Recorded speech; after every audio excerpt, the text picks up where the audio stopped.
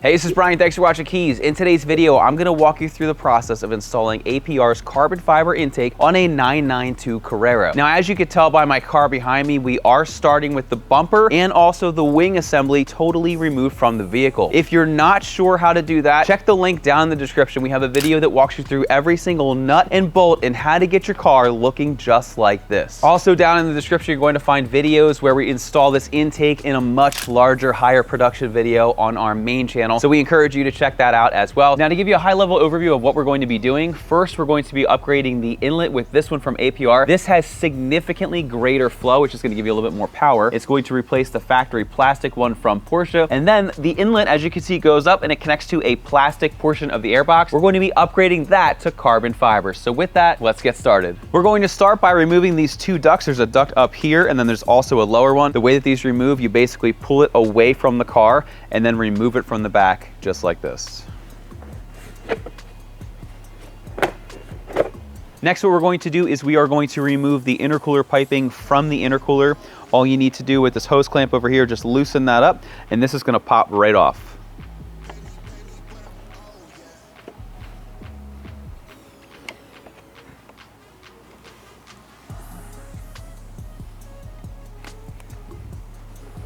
Next, you can take a 7mm and release the hose clamp that holds the intercooler piping onto the turbo. And you can pop this tube off as well. Now, while you have that 7mm out, you're going to release the hose clamp on the top of the inlet. Then you're going to use an E10 E-Torx on this bolt on this little V-band clamp over here. And this is going to get completely removed. Okay, it looks just like that. And what you can do, pop off this clamp the rest of the way and just slide the inlet totally off. Next, we're going to remove our O2 sensor just to make sure we're not going to have an issue. So this is going to slide out just like that. Then there's going to be a little red tab. You pull the tab up, you press down on the tab, and then you can disconnect it just like that. Now, these are fastened by little connection points over here, here, and also up here. So you're going to need to take a trim tool and release those clips.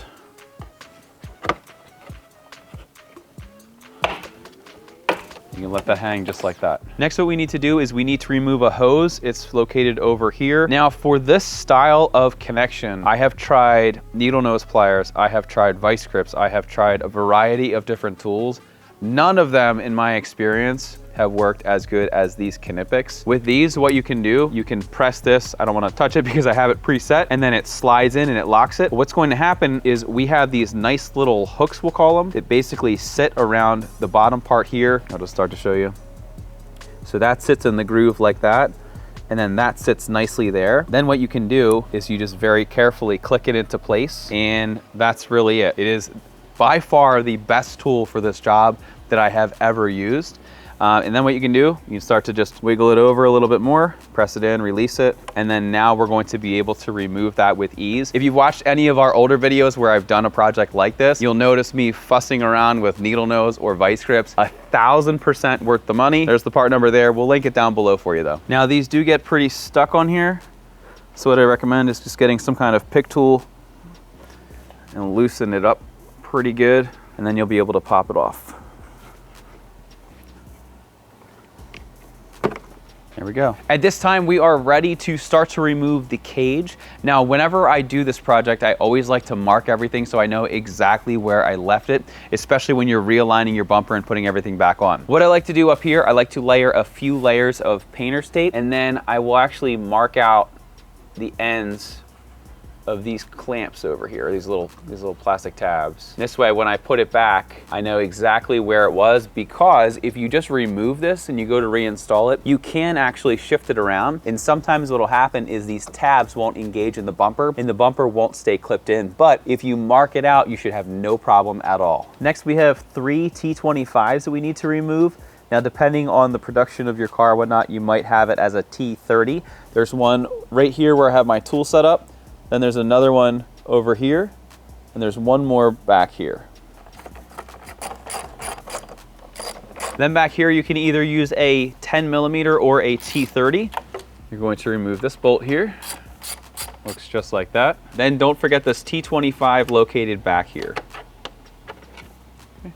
Next, we're going to disconnect our rear sensor over here. I will say I do have the battery disconnected. I highly recommend before you do anything with this that you do have the battery disconnected and do not power on the car for any reason. Long story short, I had a situation where guy PPF'd the car for me, took the mirrors off, started the car, and it cost me a couple $100 to go back to Porsche to have everything recalibrated. So don't mess with it. Start with your battery disconnected. So what we're gonna do, we're gonna go up here, pop this off, just like that. Then there's a red tab over here. You're going to pull the tab out like we've been doing, just like that.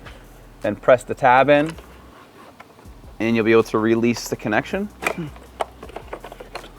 just like that. Next, we're going to remove the T30 up here, and the other one over here. And then we're going to pull this little bracket off.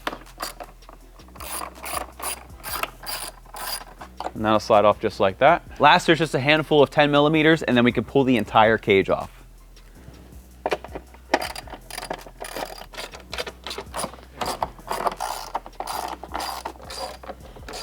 Then you can remove the cage. Now what we're going to do is remove the factory air filter. To do that, there's a T25 screw here and over here that both need to be removed. So at this time, you can remove these. So you can slide this out and set it to the side. Next, let's remove these silver clips. The way that these work, you take a flathead screwdriver or something like a pick tool. I'll show you once it's off the car here. Basically what I do is I get it in there, I leverage it up, and then you slide it out this little hole. So same thing, leverage it up and just slide it down, just like that. Then we have one more up here.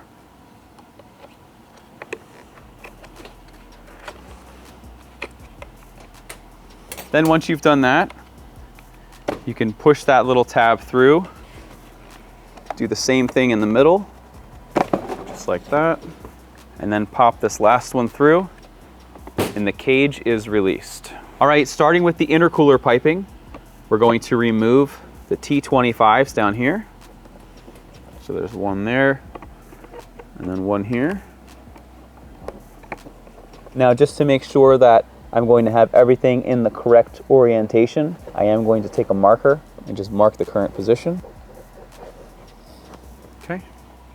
So now what we're going to do is we are going to release all of these T25 screws along the entire perimeter of the airbox.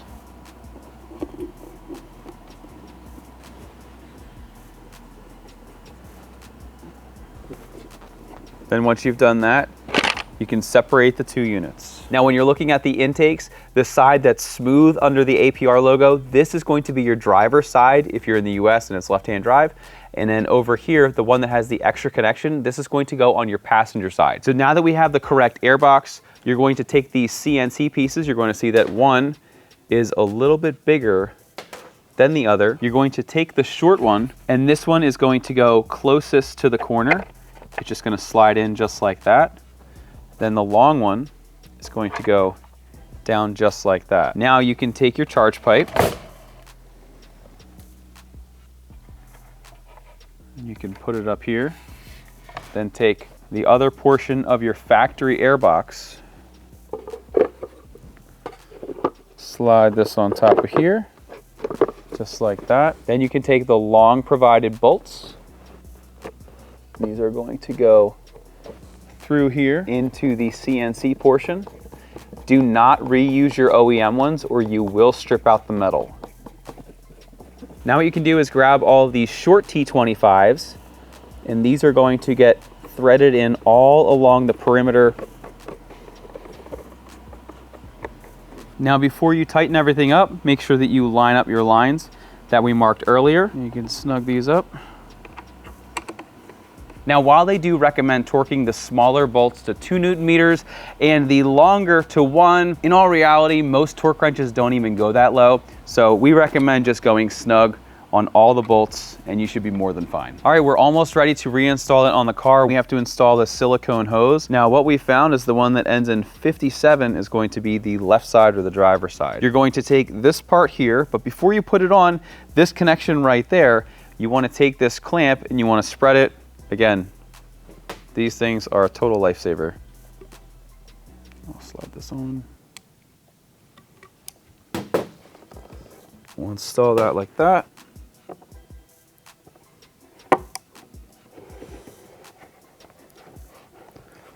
Maneuver everything into place.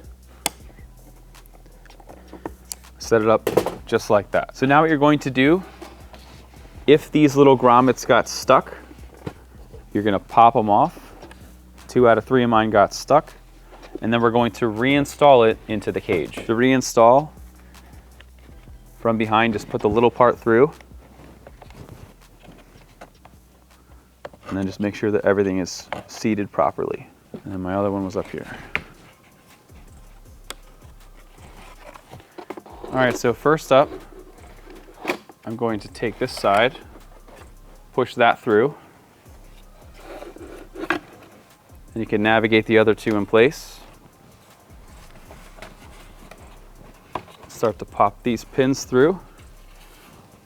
Okay, then take the washer that you removed earlier, put it on, and then you're going to slide it on through this section right there until you hear it clip.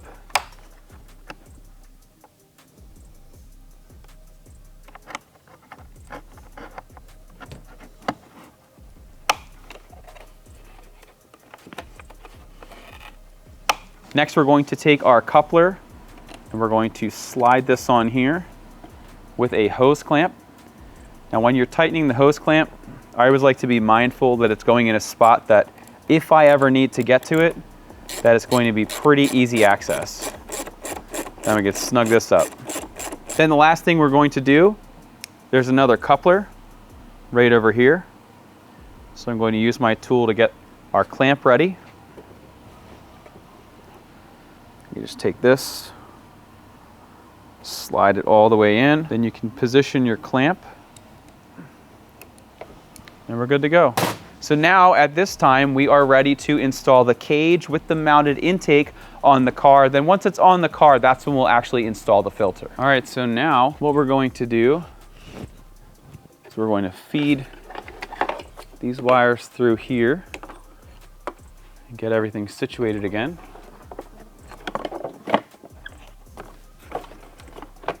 So what I like to do at this point is just take one of the 10 mils, just lightly thread one on over here,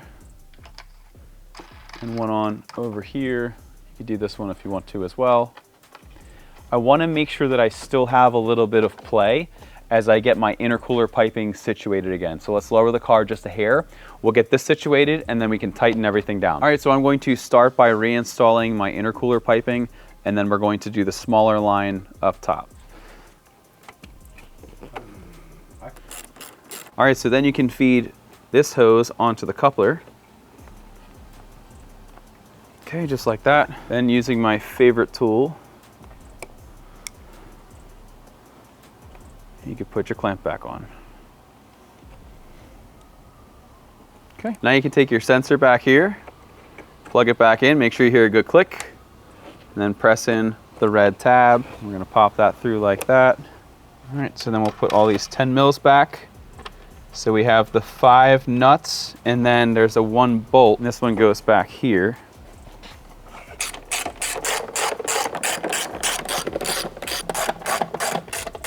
Now you're going to go over all of those 10 mils and you're going to torque them down to 10 Newton meters. So now what we're going to do, we're going to put some of those T25s in. I like to start with the hidden ones. There's one up here and then one by the turbo that are a little bit hard to see. And the other one's right here. Then there's the 2 underneath. And we're gonna install our intercooler piping back onto the turbo. And you can tighten it up with a 7 mil. Now you can reinstall your O2 sensor wire. Just clip it in there, clip it in there. This one gets clipped down here. Just plug it in, snap that down, and then it sits in this nice groove. So now you're gonna take your inlet, make sure that you put a hose clamp on first, and you can start to navigate that in.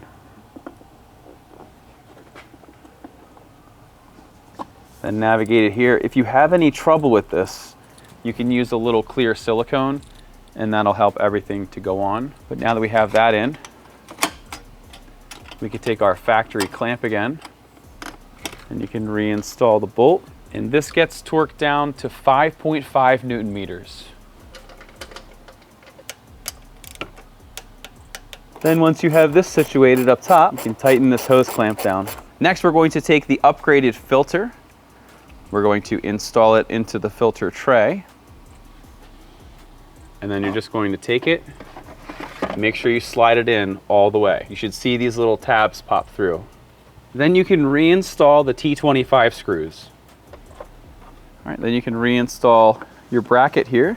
Again, make sure that you have everything lined up where it was before. Another thing that I like to do is if you look really close, you'll see that there's an indent from the old screw. So this way I can try to line that up because unfortunately the hole is actually never in the dead center.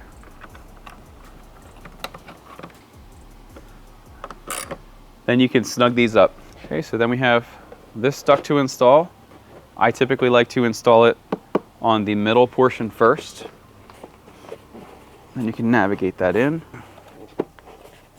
Okay, just like that. And then we could take this part, slide this in, and that'll slide like that. All right, so at this point, everything on the driver's side is 100% complete. We just need to duplicate that process on the passenger side. Now, we are going to do this off camera, but there are just two very subtle differences. First, if you look at the passenger side inlet, there's an extra connection over here, which is going to be right here. All you need to do for this is take either side and squeeze where there's ridges, and then you can work this off, okay? Just like that. Don't be alarmed if anything drips out. It's kind of gross, but it's your PCV system, so it's normal to have a little oil in there. But essentially what you're gonna do is, as you can see, there's a little rib section over here, and then another one at the top, and then there's a hook right here, and there's a hook at the bottom. So when you press on the rib and the rib, you can see that the little hook section flexes out ever so slightly. So that's difference number one. For difference number two, I need to put the car down. All right, on the other side, you're gonna have this little skinny line. You're going to press on the top and press on the bottom. And then you'll be able to slide this out just like that. The end of this is going to be on the airbox, and you need to pull it off, and then you take the end and you literally just slip it onto this nub right there, and that's really the only other difference that you have to worry about on the passenger side. Otherwise, everything else is exactly the same. Now we're gonna end the video here so I can do that side off camera. When it comes to reassembling, if you wanna check that video again where we show you how to take everything apart, in that video we actually review all of the torque specs for when you're reassembling it. Now if you're interested to see this intake and other cool 911 parts in action, be sure to check our other channel, Keys Motorsports, where we go through these bigger builds. We have dyno videos and so much more, so be sure to check that out. We have links for you down in the description below, where you'll also find links to cool products like this APR carbon fiber intake. Once again, my name is Brian. Thanks for watching Keys. If you like our videos, give us a thumbs up. Make sure to subscribe and check us out at keys.com, KIES.com. Thanks for watching, and we'll see you in the next video.